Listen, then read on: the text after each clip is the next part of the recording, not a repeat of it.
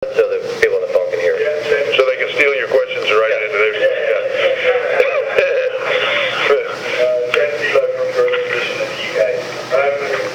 I guess my question is, how do you see NXT evolving further? It's grown to such an incredible size compared to where it started. What is next for the brand? I think to just continue doing what we're doing, continue creating talent, continue to create and evolve the business. That's one of the things I think I'm most proud of with it is I think if you look at the main roster right now, you look at the women's evolution, I'm not going to say it's the root of it, but it's a driving force behind it, the entire system. Where it goes next, I think, is just trying to always top what we do, trying to always deliver more than what we have now. But I think you see expansion of that as the things that will deliver. NXT UK, you'll have announcements on that very soon about where it is and how and everything. We go back there next week to shoot more. It's spectacular. You're going to love it when you see it. I think you'll see that replicated in different places. I think you see the expansion globally. I think you'll see this brand begin to tour more globally. And just, we're a long way from where it was called developmental. And I'll still hear that thrown out there now, and I'll still hear that said. The only thing that's really developmental about it is the fact that there are people learning to,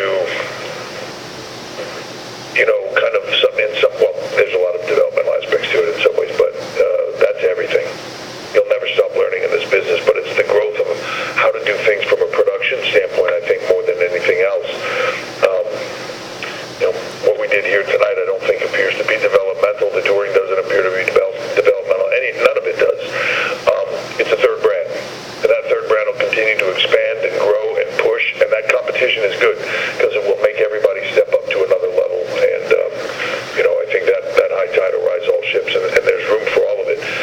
One of the things that's really exciting to me is if I looked at this card tonight and how good it was and how successful it was, but I can go down a list of a lot of stuff that wasn't on this card tonight, and then you start adding into that the Keith Lees, the Riddles, the people out of the Mae Young Classic, all the talent that were just in Mae Young Classic too. Like there's an abundance and a wealth of talent that are sitting right behind this, just waiting for their shot at the plate, and they'll knock it out of the park too. So it just pushes everybody to be better.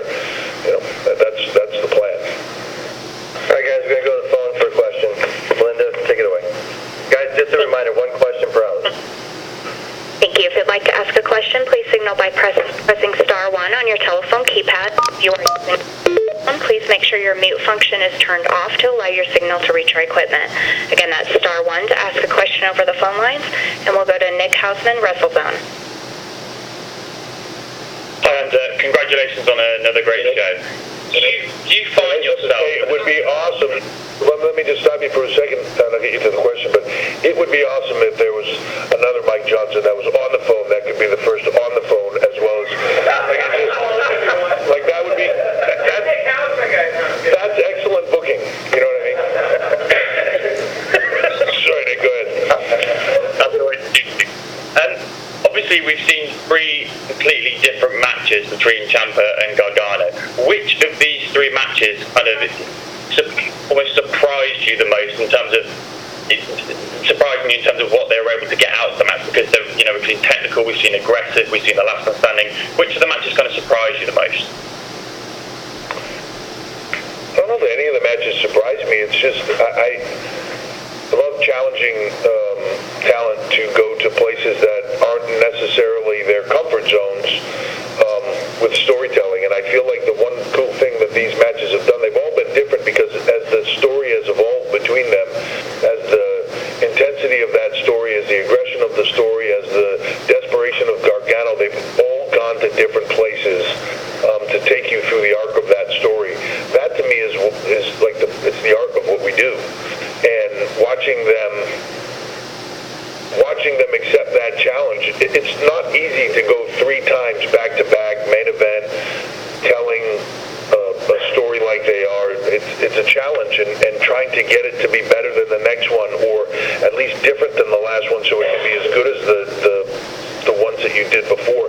That's difficult, and there's an art form to that, and I've watched them grow as performers because of this and just take it to a whole nother level. So that is the thing that is, I don't want to say it's surprising, it's just really cool watching them go through that. I think when, you know, Sean works with them a lot now, and as you watch them grow as performers, it's the part that Sean and I talked about the most, is that the nuance of storytelling that they do, some of which is maybe even missed when you watch it, but knowing what they were going for and how they tried to get there with it, it's just that little bit of nuance to me that is the magic of what we do, and